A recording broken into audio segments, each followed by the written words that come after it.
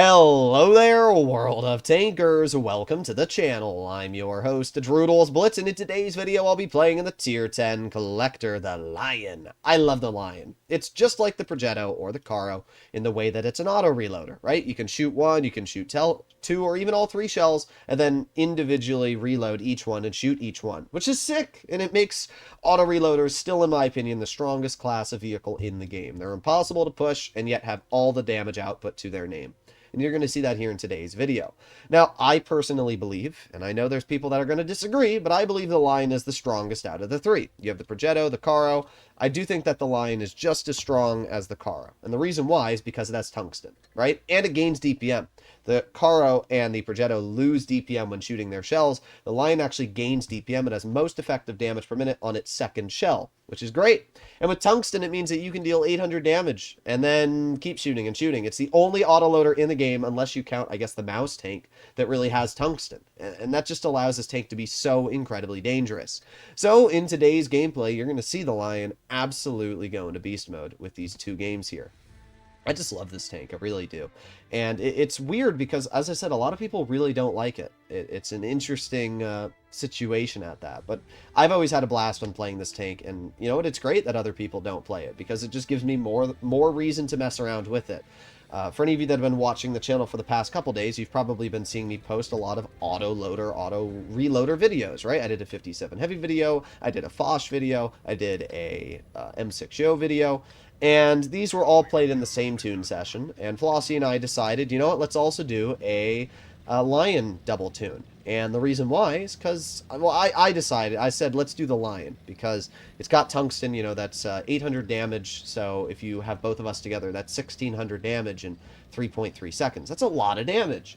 So I said, yeah, let's try double Lion and see how it works, because as I always say, mediums are the most influential class in the game. They always seem to make the biggest impact.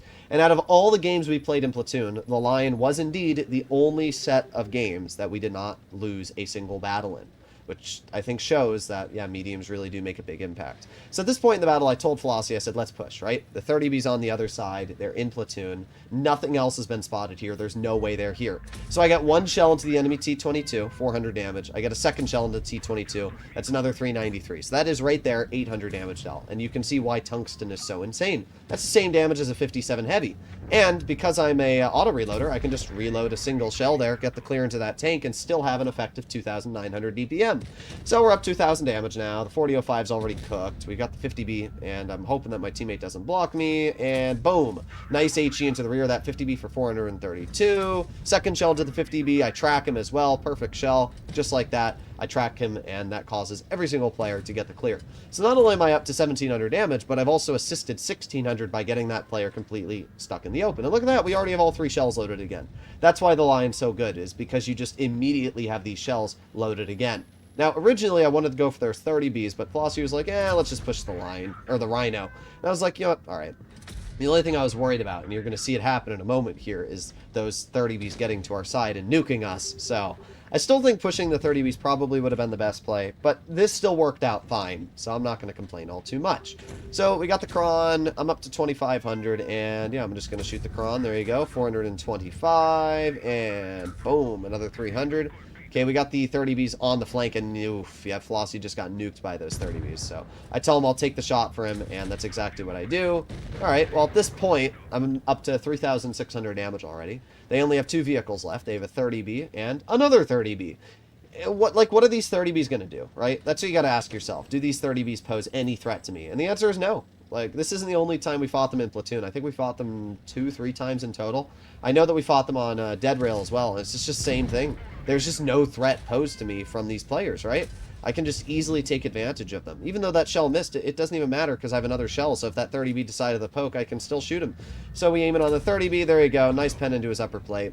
4,300 damage, right? Super easy game, incredibly simple farm, and it shows where the solid DPM and double shot mechanic of this tank are great. I never once needed to go into my reserve shell until I think, well, not even that last shell there did I need to use my reserve. Aced the tank, assisted 2,200, did 4,300, so that's a 6,500 damage combined game, earned 176,000 credits. It's just like so dumb. And then we arrive over to the Falls Creek game. This was only a 2-minute battle, And while it was a super short game, it's a fantastic showcase of how incredibly OP autoloaders, auto reloaders in general are. So this battle up against us, we have a Sheridan, we have a Caro, and we have a TVP. And even though I know that Sheridan player, I've seen that Sheridan player many times, not a very good player, right? I try to remember players' names, specifically bad players, because I know if they're on my team or on the enemy team. You know, just like good players, I try to remember good players' names. But it's easy to remember good player name. I can just look at the clan they're in, I can know those players by, I actually know a lot of them. But when you're in a bad player situation, it's nice to know because you can know if you can win a flank or not. But if you look at their lineup, you know, they have 3 mediums, and they have a Caro, and a TVP, and a Sheridan. And I know that, you know, TVP players are prone to YOLOing, Caro player is prone to YOLOing, and if it's not a great Sheridan, that player is also probably prone to YOLOing. I don't want to put myself in a situation where I get YOLO'd. So I decide that we're going to push our mediums. I tell Flossie, I said, let's go to a heavy flank here. So that's exactly what we do. And look at that. The 183 is already cooked, you know? I made a lot of interesting calls, as Flossie can probably vouch. I made a lot of interesting calls when we were tuning, you know, because I told him, I said, a lot of the times I said, let's do these goofy plays, and it'll work out well. And Flossie was like, I don't know. But, you know, we did. Every single time I made one of these goofy calls, it ended up working great. And it's because the enemy just can't counter this, right? Look at this. We've already killed the 183. We've already killed the VK90. The Super Conk screwed. How do you counter this? That's what you have to ask yourself, right? If you're the Super Conk, if you're this VK90, how do you counter, you know, 1600 damage being clipped into your tank immediately? You just don't. You don't. The E4 somehow managed to bounce me. Must have shot like a goofy angle on my turret or my hull. 60 TP's making sure that I can't move here, but it's all right. There you go. We still get 1 shell out. And just like that, I'm already up to 2300. We've already won. Game's over, right? Mediums haven't even made a slight impact. The TVP has now made it into our spawn, but it's too late. Game's already over.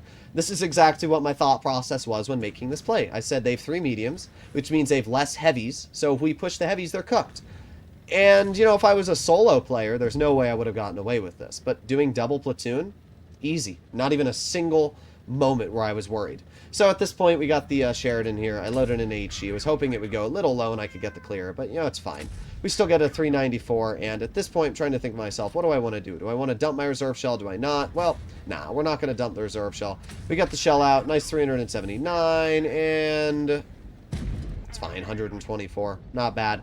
There you go. We use our reserve shell there in the final moment. 3,400 damage. Super quick, super easy game, and just another dumb battle. Ace as well. We assisted 1500 because I think I tracked the 183 or something like that, but it doesn't make a difference, right? These just show how dumb auto loaders and auto reloaders are. I can drive a medium tank, which is meant to fight mediums, to the heavy flank, play frontline against a 183, a VK90, a Super Conk, and they cannot do a single thing to counter me. If they had auto loaders, pretend that the VK90, the Super Conk were swapped out for a 57 heavy and a 4005, that would have been an entirely different situation because we wouldn't have been able to push up nearly as aggressive. Still probably would have been able to push them once they're on reload, but it's a lot harder to do that. But when they're all single shots and we're in autoloaders, what do? Nothing. You just die, I guess. As I always say, you bend over and take it. That's as simple as it is for the Lion. Hopefully you enjoyed today's video, and if you'd like to see more like it, please consider smashing that subscribe button down below. See you all in the next one. Bye-bye.